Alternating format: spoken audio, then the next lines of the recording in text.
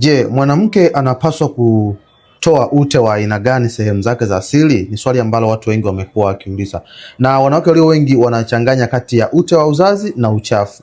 Sasa huu ni ute wa uzazi na mara nyingi huwa unaongezeka sana kipindi ambacho mwanamke yupo kwenye ovulation, lakini huu hapa sio ute wa uzazi. Huu ni uchafu, unaweza kawa ni uchafu wa maambukizi ya fungus, PID au bacteria vaginosis. Hata kama utatoka uchafu huu hauna harufu, basi huo ni uchafu wa maambukizi, sio ute wa uzazi. Ute wa uzazi unakuwa ni ute msafi ambao ni unavutika kama ute wa yai.